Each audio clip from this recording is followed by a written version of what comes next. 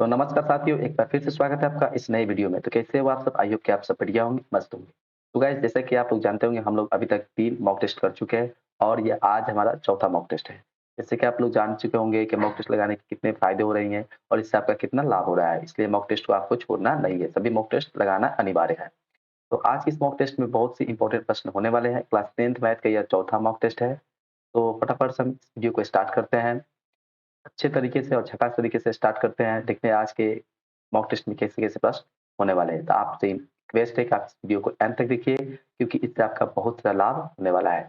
यदि आप इस वीडियो को देखने के बाद यदि आप एग्ज़ाम में जाइएगा, तो वहाँ पे आपको मालूम चलेगा कि इस मॉक टेस्ट के कितने सारे फ़ायदे थे। तो चलिए वीडियो को स्टार्ट करते हैं। मेरा नाम है वाहिद रेज़ा और आप देखते हैं अपना फ़ेवरेट से YouTube channel A to Z knowledge. चलिए वीडियो को स्टार्ट। तो चलते हैं सीधा 1 नंबर प्रश्न की तरफ और देखते हैं 1 नंबर प्रश्न हमारा क्या बोलता है। 1 नंबर प्रश्न हमारा क्या आ गया है? वास्तविक संख्या से ठीक है, ये प्रश्न पूछा गया है। ये 400 के पूछा गया है प्रश्न, ठीक है? 400 के अभाज्य गुणनखंड में 2 के कितने घात हैं? ठीक है? तो हो सकता है कि इस तरह के प्रश्न आपके बोर्ड एग्ज़ाम में अवश्य आएँगे, ठीक है? तो इसका प्रश्न बनाने के लिए क्या कीजिएगा, सबसे पहले जो संख्या दिया जाता है उसका अभाज्य गुणनखंड करना पड़ता है। तो 400 है ना, तो क्या कीजिए कितने बचे इसके लघुत्तम निकालेंगे और मैं एक शॉर्टकट तरीका बताता हूँ। क्या कीजिए इस 400 को हम लिख सकते हैं, आप बताइए 400 को लिख सकते हैं हम 4 गुने 100, तो बोलिए कि एकदम सही है। अच्छा ये बताइए आपको इस 4 को हम लिख सकते हैं 4, इस 100 को हम लिख सकते हैं 10 गुने 10। अब देखिए इसको तोड़ना आसान हो गया, क्योंकि इस 4 को हम लिख सकते हैं 2 गुने 2, ठीक है? और इस 10 को हम लिख सकते हैं 2 गुने 5 और फिर इस 10 को हम लिख सकते हैं 2 गुने 5, बोलेंगे एकदम बिल्कुल सही है। अब यहाँ से हम देख सकते हैं कि 2 हमारे कितने बार है? तो 1, 2, 3, 4 यानी 2 के घात कितने बने? तो 4 बनेंगे। That is option number B. Option number B will be the right हो जाएगा, ठीक है? आई होप सभी ने इसको समझा होगा और इस तरह के प्रश्न यदि आपके बोर्ड एग्ज़ाम में आते हैं तो आपसे छूटने नहीं चाहिए। आइए हम नेक्स्ट क्वेश्चन की तरफ बढ़ते हैं और देखते हैं नेक्स्ट क्वेश्चन कैसे होने वाला है। नेक्स्ट क्वेश्चन हमारा वही वास्तविक संख्या से है कि निम्न में से किसका दशमलव प्रसार शांत है, ठीक है? तो शांत और अशांत का एक सिंपल सा कॉन्सेप्ट होता है, उसको हम समझा देते हैं, ठीक है? मान लीजिए कोई भी p बटा q के रूप में कोई एक संख्या है। मान लीजिए कि p बटा q के रूप में कोई एक संख्या है, तो यह संख्या कब शांत होगी इसके लिए शर्त है कि जो इसका हर है ना, यह हर q यह हमारा 2 के पावर m और 5 के पावर n के रूप में होना चाहिए। यदि इस रूप में है, यह हमारा हर जो है ना हर, ये नीचे वाला जो पार्ट होता है हर होता है, ये हमारा यदि इस रूप में है, तो ये पूरी संख्या शांत हो जाएगी। यदि यह हमारा हर इस रूप में नहीं है, इसके सिवाय दूसरा कोई आता है, तो हमारा क्या हो जाएगा? अशांत हो जाएगा। तो हम वही चेक करेंगे किसके हर में यह वाला दिख रहा है। तो यदि फर्स्ट वाले में चेक करते हैं, फर्स्ट वाले में चेक करें तो यहाँ पर 2 तो दिख रहा है, ठीक है? 2 का पावर दिख रहा है, 5 का पावर दिख रहा है और 6 एक इसमें हमारा अल्टरनेट कर रहा है। तो कितने बच्चों को क्या लगेगा? इसमें 6 आ गया तो ये तो खत्म हो जाएगा, क्योंकि गुरुजी बोले थे केवल 2 होना चाहिए, 5 होना चाहिए। पर मैं यदि आपको बता दूँ तो ऊपर भी ध्यान देना है कि ऊपर कैसी संख्या दी गई है। यदि आप देखिए ध्यान से इस 3 से हम इस 6 को काट दें तो क्या बचेगा यहाँ पर? 2 बच जाएगा कि नहीं? अब आप बोलिएगा कि केवल नीचे 2 बच गया है और 5 बच गया। देखिए 2, 2 और 5 बच रहा है कि नहीं? तो वही तो आ गया 2 और 5 चाहिए। तो हमने बोला कि जिसके हर के अभाज्य गुणनखंड में केवल 2 और 5 दिखे वही हमारा शांत हो जाएगा। ये था हमारा फर्स्ट ही ऑप्शन ही राइट निकल गया। और यदि हम सेकंड की बात करें तो देखिए यहाँ पे 2 तो दिख रहा है पर 9 आ गया है, ये भी नहीं होगा। यहाँ पर हमारा 5 तो दिख रहा है पर 7 आ गया तो ये नहीं होगा। ओके, ये दोनों कट जाएँगे। उसी तरह यहाँ पे हमको 8 दिख रहा है, 8 से हम 2 ला सकते हैं, इसका मतलब 2 तो है और इसके साथ एक अलग 3 आ गया है, तो ये भी हमारा कट जाएगा। तो इस प्रकार से आपको कभी भी इस तरह से देखकर घबरा के छोड़ नहीं देना है, गलती नहीं करना है। आपको ऊपर के अनुसार देखना है कोई कट तो नहीं रहा है, उसके बाद हम मिलाएँगे कि जो इसका हर है वह इस रूप में आ रहा है या नहीं आ रहा है। आई होप सभी ने इसको समझा होगा। हम क्या करते हैं नेक्स्ट क्वेश्चन की तरफ बढ़ते हैं। नेक्स्ट क्वेश्चन क्या कहता है, ये हमारा द्विघात बहुपद यानी बहुपद से प्रश्न है कि द्विघात बहुपद x square minus 3x plus 2 के लिए अल्फा माइनस बीटा का मान निकालिए। देखिए ध्यान से पढ़िए, अल्फा प्लस बीटा नहीं, अल्फा माइनस बीटा मांग रहा है। यदि अल्फा प्लस बीटा बोलता तो हम आसानी से निकाल सकते थे, क्योंकि अल्फा प्लस बीटा हमारा मूलों का योग होता है, तो आसानी से निकल जाता। पर हमको अल्फा माइनस बीटा निकालना है, तो यहाँ पे थोड़ा कंफ्यूजन हो सकता है बच्चों को। आइए मैं समझाता हूँ इस तरह के प्रश्न कैसे बनाएंगे। सबसे पहले जो हमको बहुपद दे रखा है उसको लिखेंगे। जो बहुपद क्या दिया है, एक्स स्क्वायर माइनस में 3x प्लस में 2 इतना दिया हुआ है। अब हमको आप ये बताइए कि अल्फा प्लस बीटा का मान कैसे निकालेंगे? तो अल्फा प्लस बीटा बोले तो मूलों का योग क्या होता है? माइनस बी अपॉन ए होता है। तो ये हमारा माइनस हुआ और बी का मान -3 है, ठीक है? अपॉन में कितना है? 1, तो 1 हो गया। यानी कि ये 3 में माइनस माइनस प्लस 3 हो गया, बटे 1 यानी कि पहले हमारा 3 आ गया। अब हमको ये बताइए कि अल्फा इंटू बीटा क्या हो जाएगा? तो अल्फा इंटू बीटा हो जाता है सी अपॉन ए। आप पूछिएगा गुरुजी ये सब क्यों निकाल रहे हैं? तो अभी आपको मालूम चलेगा हम क्यों निकाल रहे हैं। इस सी का मान हमारा हो गया 2 और ई का मान हो गया 1 दैट इज़ ये हमारा 2 आ गया है, ठीक है? अब आप हमको ये बताइए, एक फ़ॉर्मूला आपने याद कर रखे होगा कि a माइनस b का होल स्क्वायर बराबर होता है a प्लस b का होल स्क्वायर और माइनस में 4ab इतना तो होता है, तो वही वाला फ़ॉर्मूला हम यहाँ पर लागू करेंगे। यानी कि अल्फ़ा माइनस बीटा का होल स्क्वायर का फ़ॉर्मूला क्या हो जाएगा? एक आपने याद किया होगा, होता है अल्फ़ा प्लस बीटा का होल स्क्वायर और माइनस में 4 अल्फ़ा बीटा। यदि आपने अच्छे से ज्योमेट्री पढ़ा होगा, तो इसको आपने आप सॉरी अलजेब्रा पढ़ा होगा तो इसमें उसमें ये फ़ॉर्मूला आपको मिल जाएगा, इसमें दिया रहता है। तो वही हम डायरेक्ट मान लागू करेंगे, तो अल्फ़ा प्लस बीटा का मान 3 है, तो यहाँ से हम 3 का स्क्वायर करेंगे और माइनस 4 हो गया, गुणे अल्फ़ा इंटू बीटा के मान हमको 2 मिल चुका है। यह हुआ 3 तिये 9 और माइनस 4 दूनी के 8, तो 9 में से 8 गया तो हमारा 1 है, तो बोलिएगा गुरुजी 1 तो दिया है, पर ठीक है, अभी हम क्या करेंगे, ये हमारा जो मान मिला ये अल्फ़ा माइनस बीटा का नहीं मिला, अल्फ़ा माइनस बीटा का होल स्क्वायर का मान मिला है। तो यदि हम यहाँ से अल्फ़ा माइनस बीटा का मान निकालने चले, तो स्क्वायर हटेगा तो इधर रूट चलेगा। अब फाइनली 1 का वर्गमूल क्या हो जाएगा? 1 ही हो जाएगा। दैट इज़ ये हमारा 1 आ गया, that is option number C हो जाएगा, ठीक है? तो इस प्रकार से भी आप प्रश्न को बना सकते हैं। यदि आपको अल्फ़ा प्लस बीटा ना पूछ के अल्फ़ा माइनस बीटा ही पूछ दे, तो इस प्रकार से आपको निकाल कर बनाना पड़ेगा। आई होप सभी ने इसको समझा होगा, नोट किया होगा। नेक्स्ट क्वेश्चन की तरफ हम लोग बढ़ते हैं। बहुत ही अच्छे-अच्छे प्रश्न इस सेशन में होने वाले हैं, एंड तक बने रहिए। समांतर श्रेणी, ठीक है, फिर से प्रश्न है कि समांतर श्रेणी 10, 7, 4 का 10वां पद क्या है? ठीक है, देखिए इस तरह के देखिए आपको ऑब्जेक्टिव में कैसे प्रश्न पूछे एपी से, या तो पूछेगा कि इसका nवां पद बता दीजिए, 10वां, 9वां, 8वां, 7वां इस तरह का पद बताइए, या आप पूछ सकता है कि इसका कौन-सा पद इतना है, कौन-सा पद 20 है, कौन-सा पद 25 है। इस 2 प्रकार के प्रश्न ज़्यादा पूछे जाते हैं आपके बोर्ड एग्जाम में, अभी तक पूछे गए हैं। तो यहाँ पे पूछ रहा है 10वां पद, तो 10वां पद कैसे निकालते हैं? ये 10 का मान क्या हो जाएगा बताइए? ये 10 का मान हो जाएगा हमारा a प्लस 9d होगा कि नहीं? अब क्या कीजिए, a का मान डायरेक्ट रख लीजिए, जो हम समांतर श्रेणी से यहाँ से निकाल सकते हैं। a का मान हमारा कितना है? 10, तो 10 रखेंगे अब प्लस 9 हो गया, गुणे d का मान माँग रहा है, तो d हमारा कितना है? तो d हमारा -7 है। सॉरी d हमारा कितना है? तो यहाँ से निकालेंगे। तो d क्या होता है? a2 माइनस a1, तो a2 यानी कि 7 a1 यानी कि 10, तो 7 में से 10 गया यानी 3 हो गया, ठीक है? -3 हो जाएगा, ठीक है? तो यहाँ से ये हमारा 10 हुआ और ये माइनस, अब प्लस में जब गुणा करेंगे तो माइनस हो जाएगा और 9 त्रिके कितना हुआ? 27 हुआ। अब बताइए 10 में से जब 27 घटाएँगे तो कितना आता है हमारा? -17 आता है, ठीक है? तो that is option number C. Option number C will be the right हो जाएगा। आइए आप सभी ने इसको समझा होगा, ये बहुत ही सिंपल सा प्रश्न है। आइए नेक्स्ट क्वेश्चन की तरफ बढ़ते हैं। नेक्स्ट क्वेश्चन हमारा क्या आ गया? त्रिभुज से क्वेश्चन कह रहा है कि 2 समरूप त्रिभुज की संगत भुजाएँ 4:5 के अनुपात में है, तो उनके क्षेत्रफलों का अनुपात क्या होगा? बहुत ही साधारण और बहुत ही सिंपल प्रश्न है।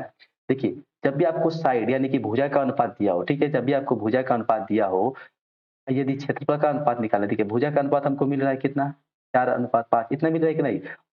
यदि हमको भुजा का अनुपात मिला हो और क्षेत्रफल का अनुपात निकालना हो, तो डायरेक्ट हम क्या करेंगे? इनका स्क्वायर कर देंगे। इसका भी स्क्वायर करेंगे और इसका भी स्क्वायर करेंगे। तो इसका स्क्वायर हमारा 16 हो जाएगा और इसका स्क्वायर हमारा 25 होगा और ये हमें क्या दे देगा? तो ये हमें क्षेत्रफल का अनुपात दे देगा। कितना दे देगा? क्षेत्रफल का अनुपात दे देगा। तो देखेंगे हम कहाँ पे है? तो option number C will be the right, ठीक है? तो जब भी आपको भुजा का अनुपात दिया हो और क्षेत्रफल का अनुपात निकालना हो, तब क्या कीजिए? उन दोनों का स्क्वायर कर दीजिए, इसका राइट आंसर आ जाएगा। चलिए हम नेक्स्ट क्वेश्चन की तरफ बढ़ते हैं। नेक्स्ट क्वेश्चन क्या कहता है? ये हमारा ट्रिग्नोमेट्री से क्वेश्चन है कि tan क्यू 60 degree plus cot square 30 degree का मान बता दीजिए। बहुत ही अच्छा प्रश्न है। आइए इसको निकालते हैं। tan क्यू 60 डिग्री, ओके।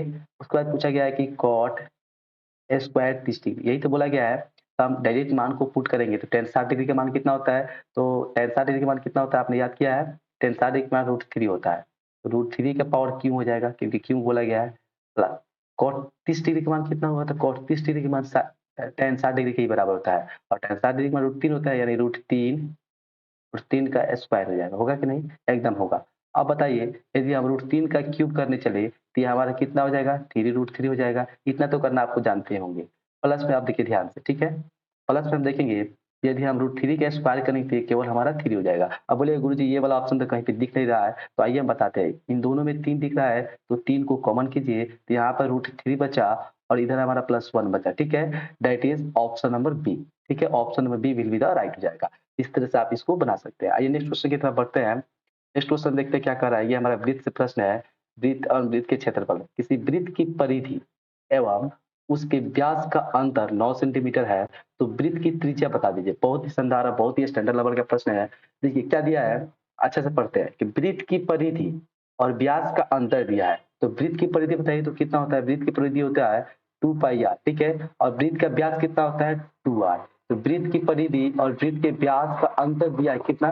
अंतर दिया है हमको 9 सेंटीमीटर, ठीक है? इतना हमने लिख लिया, जो बोल रहा है तो वही हमने लिखा है। अब यहाँ से हम क्या कर सकते हैं, क्योंकि हमको त्रिज्या ज्ञात करना है तो यहाँ से आर निकालना पड़ेगा। अब इन दोनों में से हम 2 आर कॉमन ले लेते हैं। 2 आर जैसे कॉमन लेंगे, इसमें बचा पाई, इसमें बचा हमारा -1 इक्वल टू इधर हो गया 9। ओके, क्या कीजिए आप, अब यहाँ से केवल आप आर को छोड़ दीजिए, ठीक है? यदि हम आर को छोड़ दें, ये सभी गुना में है, इधर आकर भागा हो जाएगा, यानी 9 बटे में कितना हो जाएगा? 2 पाई -1 होगा कि नहीं? केवल आर बच गया और 2 भी आया भागा में, ये भी आया भागा में। अब यहाँ सब केवल कैलकुलेशन करना है। ये हो गया 9 और ये हमारा हो जाएगा 2 और इसको तोड़िए तो ये हुआ 22/7 -1 इतना। अब ये हो गया हमारा 9 बटे में ये हो जाएगा 2। अच्छा, इसको आप तोड़ सकते हैं, तो 7 एकम 7 22 में से 7 गया तो हमारा हो गया कितना? 15/7 हो गया। अब देखिए ये हुआ 9 और 7 नीचे ऊपर चला जाएगा, तो गुना 7 हो गया, नीचे हो गया हमारा 2/15, ठीक है?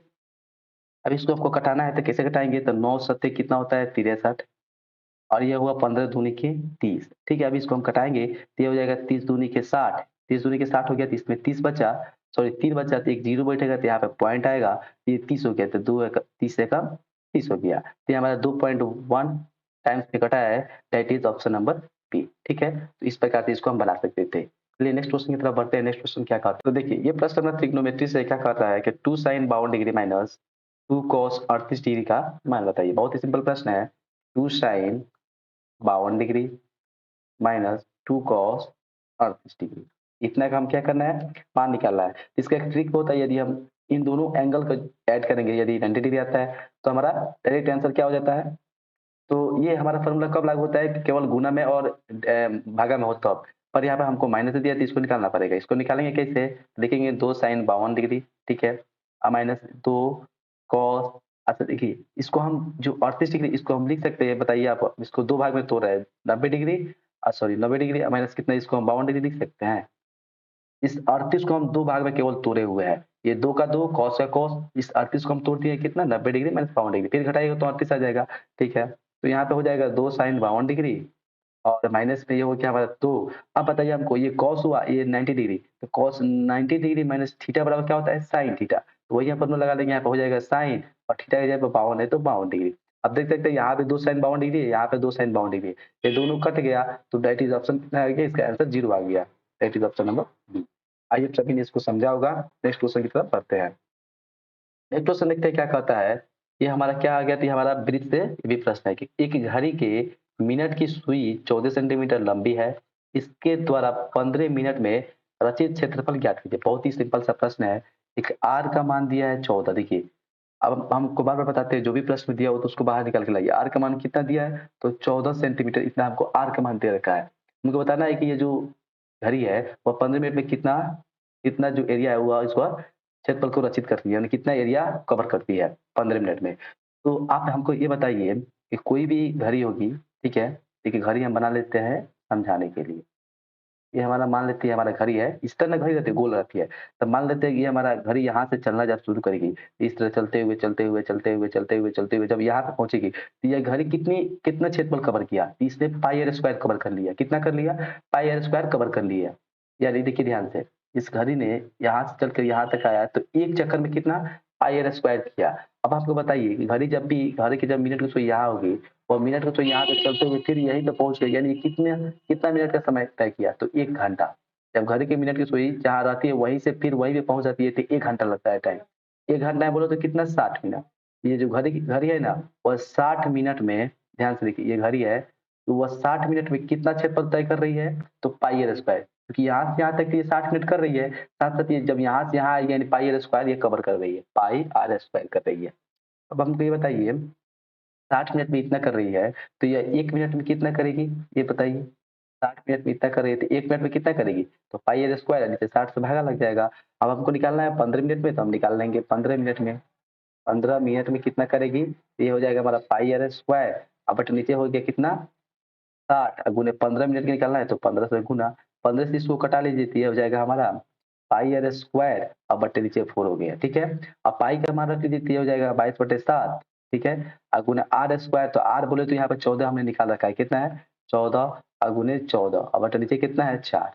ओके, अब हम देख सकते हैं तो ये हो जाएगा हमारा 22, ये 7 भागा में नीचे आ जाएगा तो ये हो गया 14 गुने 14 और नीचे कितना हो गया 7 गुने 4 हो गया। इसको केवल घटाना है तो कैसे घटा सकते हैं हम?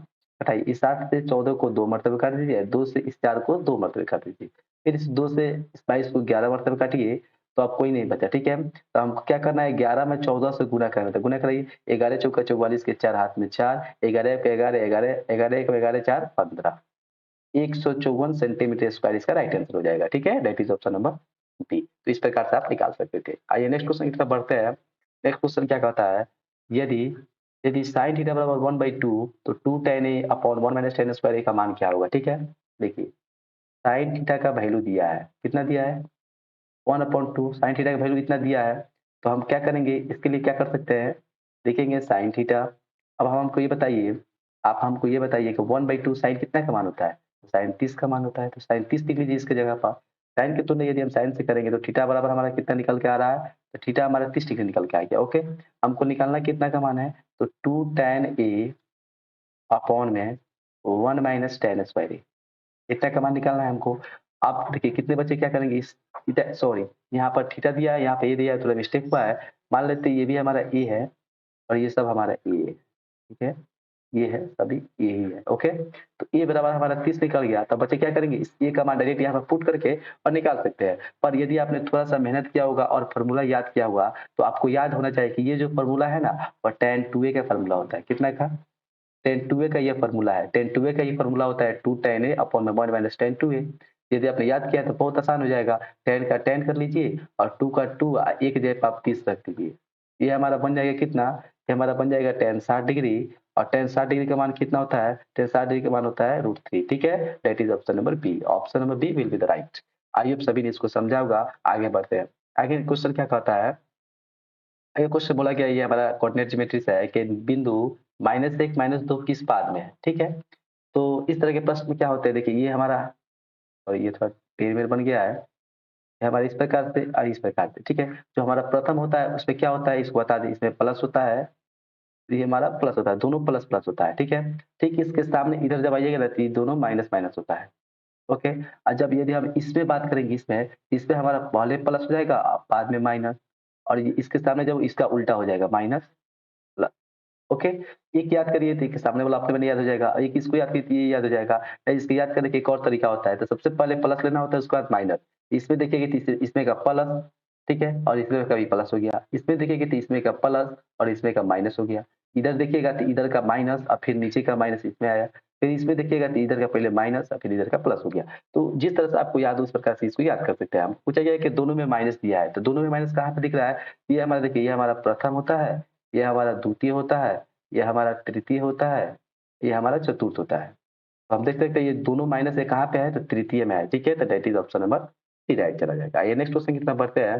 नेक्स्ट क्वेश्चन क्या कहता है कि यदि 0, 0 मूल बिंदु हो, ओके? और P के निर्देशांक -3, 4 हो, तो OP का मान बता दीजिए, ठीक है? मान लेते हैं कि ये हमारा अरे यार! मान लेते हैं ये हमारा इस प्रकार से हो गया कुछ, अभी समझाने के लिए आपको बताते हैं। और O को मूल बिंदु माना है यानी O वाला पॉइंट यहाँ पे है, जिसको हम O मान लेते हैं। और एक जो हमारा जो जो बिंदु P दिया गया है वो क्या है? -3 -4 है। यानी ये दोनों कहाँ पे है? तो तीसरे क्वाड्रेंट यहाँ पे कहीं पे होंगे, ठीक है? इधर कहीं पे होंगे। यहाँ पे कोई P बिंदु है, तो बोल रहा है कि यह यहाँ से लेकर जो यहाँ पे मूल बिंदु यहाँ से ये दूरी है ना, ये इस दूरी का मान बताइए। तो सीधा-सीधा आप देखिएगा तो ये क्या बन रहा है कि मूल बिंदु से P की दूरी, मूल बिंदु से इस बिंदु की दूरी हो रही है कि नहीं? तो मूल बिंदु से किसी भी बिंदु की दूरी के निकालने का एक अच्छा फ़ॉर्मूला होता है कि रूट अंडर में होता है एक्स का स्क्वायर और प्लस में होता है वाई का स्क्वायर, ठीक है? जब भी पूछे कि मूल बिंदु से किसी बिंदु की दूरी बताइए तो यही वाला फ़ॉर्मूला आप लगा लीजिएगा। तो मूल बिंदु से इसकी दूरी ज्ञात करना है तो root under X square plus Y square, X क्या होगा? तो यहाँ पे जो मान दिया हुआ होगा, तो एक्स बराबर हमारा -3 है तो यहाँ पर हम रखेंगे, तो -3 का स्क्वायर हो जाएगा हमारा 9 और फिर वाई का स्क्वायर यानी -4 का स्क्वायर हो जाएगा हमारा 16। तो ये हमारा जुट के कितना हो जाएगा? रूट अंडर 25 और इसको बाहर निकालिएगा तो ये हो जाएगा 5, ठीक है? यानी कि 5 इकाई हो जाएगा। That is option number C हो जाएगा। आइए आप सभी ने समझा होगा। नेक्स्ट क्वेश्चन की तरफ बढ़ते हैं। नेक्स्ट क्वेश्चन क्या कहता है कि 2 अर्धगोले के आयतनों का अनुपात 27:64 है, तो उनके वक्र पृष्ठ क्षेत्रफल का अनुपात बताइए। यहाँ पे यह नहीं बोला गया कि त्रिज्या का अनुपात है, वक्र पृष्ठ क्षेत्रफल का अनुपात निकालना है, गड़बड़ी नहीं करना है। हमको देखिए 2 अर्धगोले है, तो दोनों का त्रिज्या अलग-अलग होगा। मान लेते हैं कि एक की त्रिज्या r1 है और दूसरी की त्रिज्या r2 है। इस प्रकार से मान सकते हैं और दोनों के आयतनों का अनुपात दिया है, यानी पहले का आयतन कितना हो जाएगा 2/3 पाई r1 का क्यूब, इतना ही तो होता है गोले का आयतन। दूसरा कितना हो जाएगा 2/3 पाई r2 का क्यूब, इतना हो जाएगा। केवल हमारा त्रिज्या चेंज होगा, बाकी सब सेम रहेगा। और देखिए इसका इन दोनों का अनुपात दिया है कितना 27:64। यहाँ से इन दोनों पार्ट को काट देंगे तो इधर केवल बच जाएगा कितना r1 का क्यूब, ओके, और नीचे बच जाएगा r2 का क्यूब। अच्छा, इसको हम लिख सकते हैं, ये बताइए हमको लिख सकते हैं 3 का क्यूब बटे 4 का क्यूब, क्योंकि 3 का क्यूब 27, 4 का क्यूब 64। अब इसको हम लिख सकते हैं r1/r2 का होल क्यूब, और इसको भी हम लिख सकते हैं 3/4 का होल क्यूब। यहाँ से r1/r2 निकालिएगा ना, तो ये चूँकि 3 को 3 को कैंसल कीजिए तो इधर केवल 3/4 बच गया। तो हमने इसका त्रिज्या का अनुपात निकाल रखा है। अब हमको पूछा क्या गया है कि दोनों के वक्रपीठ क्षेत्रफल का अनुपात बताइए। तो अर्धगोले के वक्रपीठ क्षेत्रफल का सूत्र क्या होता है? तो 2 पाई r1 का स्क्वायर हो जाएगा, यही तो होता है। और उसी तरह दूसरा का क्या हो जाएगा 2 पाई r2 का स्क्वायर, यही तो अनुपात हमको बताना है। अनुपात मतलब बटा ही होता है। 2 पाई से 2 पाई काट दीजिए, तो इधर हो गया हमारा r1 का स्क्वायर, नीचे हो गया r2 का स्क्वायर। इसको हम लिख सकते हैं r1/r2 का स्क्वायर, लिख सकते हैं कि नहीं? r1/r2 का मान हमको दे रखा है कितना 3/4, इसका स्क्वायर कर दीजिए तो ये हमारा हो जाएगा 3 तिहाई 9/16। ठीक है, इसको आप अनुपात में लिखिएगा तो क्या लिखिएगा 9:16। ठीक है, that is option number B. तो ये पूछ रहा था, इस प्रकार से हम इसको निकाल सकते हैं।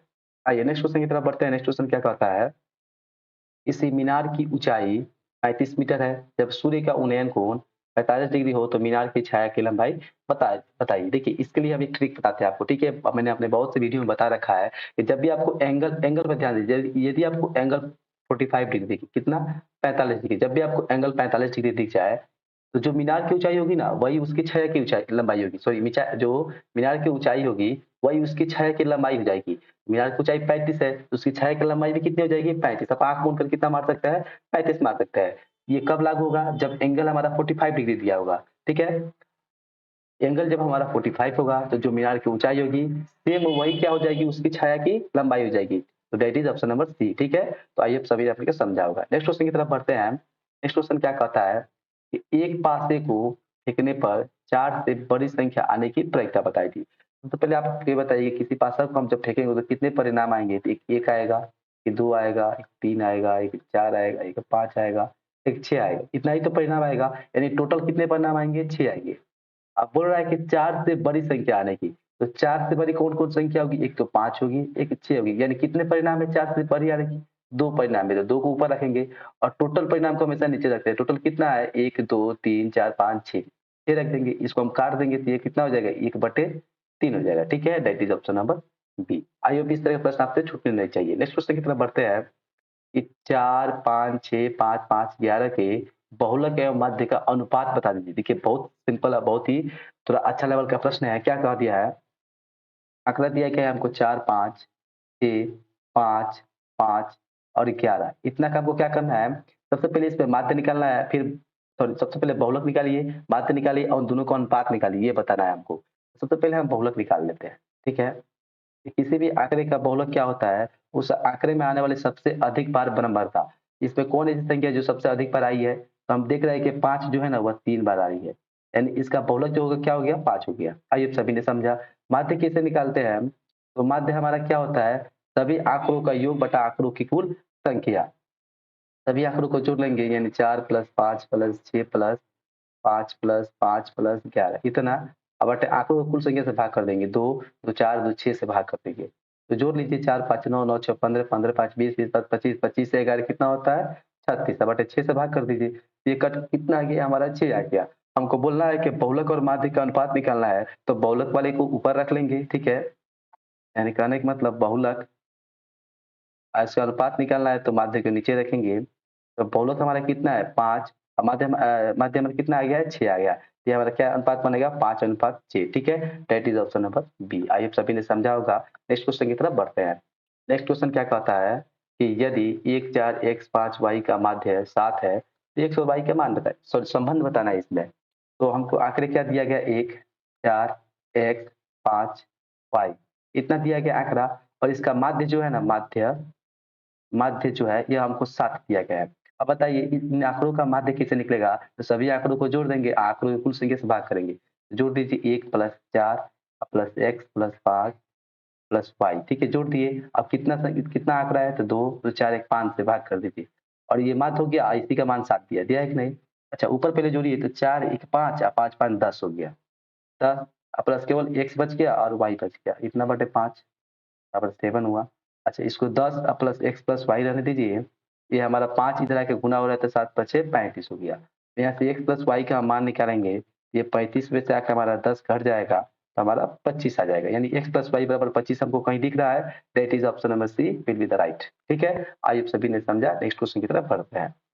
नेक्स्ट क्वेश्चन क्या कहता है कि द्विघात समीकरण 4x² - 5x + 6 = 0 के मूलों का योग एवं मूलों का गुणनफल का योगफल बताइए। यानी ये कहना चाहता है कि हमको द्विघात समीकरण दिया है, इसके मूलों का योग निकालिए, फिर उसके मूलों का गुणनफल निकालिए और फिर उन दोनों का योगफल निकालिए।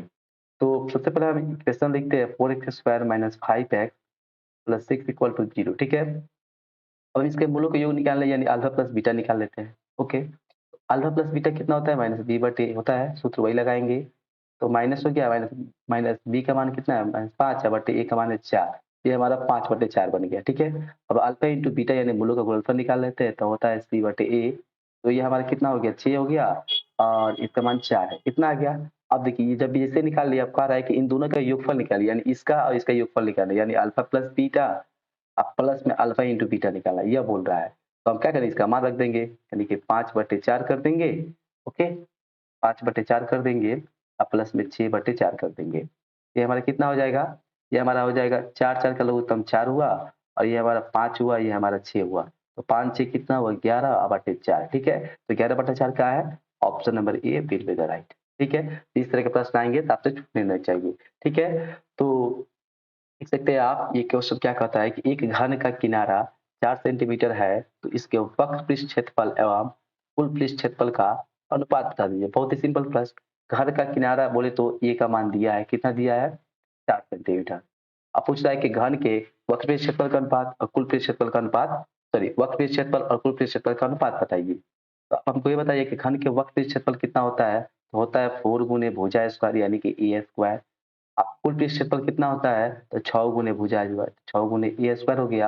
अब हम देख सकते हैं, हमको ए से यहाँ पे कोई मतलब नहीं है, ए से ये तो कट गया, तो ये हमको बेकार में दिया था, यानी कितना बच गया? 4 बटे 6। तो इसको आप घटा लीजिए, तो ये हुआ 2 दूनी के 4, ये हुआ 2 तिये के 6, यानी अनुपात कितना आया? 2:3 आ गया, ठीक है? That is option number B. तो देख सकते हैं कि आज के मॉक टेस्ट में ये सारे इतने वेरी वेरी इंपॉर्टेंट प्रश्न थे और आई होप आप सबको पूरे चैप्टर का रिवीजन हो गया होगा और ये आप मैथ बनाकर आपको बहुत अच्छा लगा होगा। यदि पसंद आया है, यदि आपको कहीं पे भी डाउट है तो प्लीज कमेंट में जरूर बताइएगा। यदि पसंद आए तो वीडियो को लाइक कर कमेंट में जरूर बताइए कि आपको ये वीडियो कैसी लगी। यदि आप इस चैनल पर नए हैं तो चैनल को सब्सक्राइब कीजिए और बेल आइकन को प्रेस कीजिए ताकि इस तरह की वीडियो आप तक पहुंचता रहे। मिलते हैं किसी इंटरेस्टिंग वीडियो के साथ, तब तक के लिए बाय बाय, धन्यवाद।